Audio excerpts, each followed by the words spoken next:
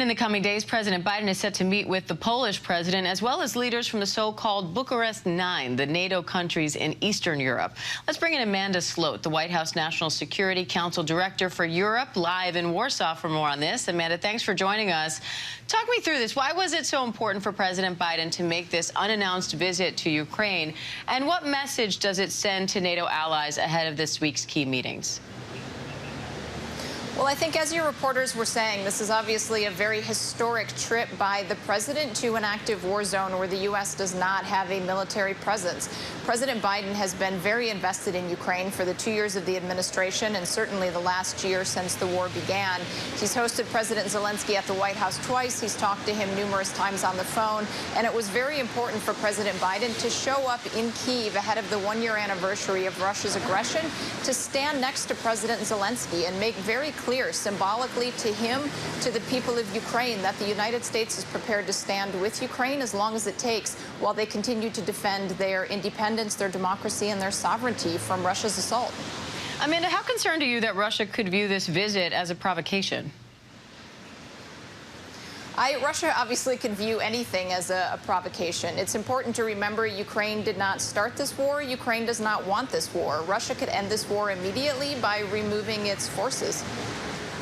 So, Amanda, Ukraine's military intelligence agency has accused Russia of planning to stage, quote, large-scale nuclear exercises to coincide with President Biden's visit. What's your reaction to that? We've seen Russia run this play before where they put out simply false information, disinformation about Ukraine's attempts. As I said, Ukraine is not the aggressor here. Ukraine has been fighting to defend their sovereignty. There's no reason for Ukraine to take such actions, and it's simply an attempt by Russia to divert from what has been the very important and symbolic visit of President Biden to Kyiv today. President Biden also announced another delivery of artillery ammunition, anti-armor systems, air surveillance radars. What will that equipment do for Ukraine, and what's your response to concerns over depleting stockpiles?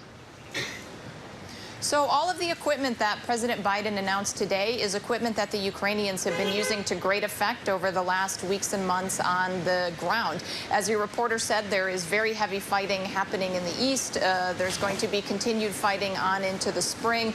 And the president was very clear that we're going to continue to provide the Ukrainians with the security assistance that they need.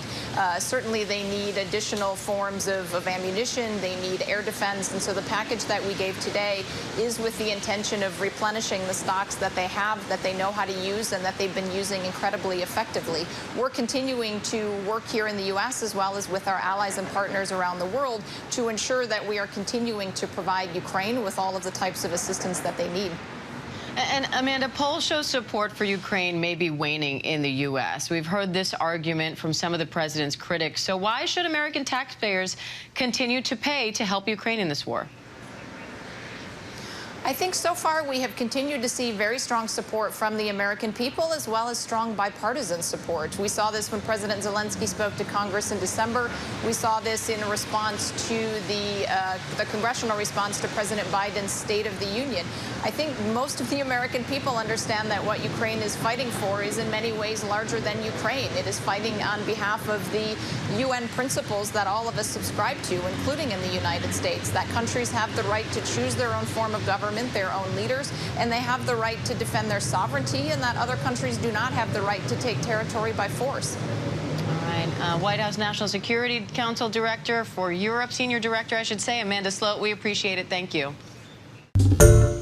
Hi, everyone. George Stephanopoulos here. Thanks for checking out the ABC News YouTube channel. If you'd like to get more videos, show highlights, and watch live event coverage, click on the right over here to subscribe to our channel. And don't forget to download the ABC News app for breaking news alerts. Thanks for watching.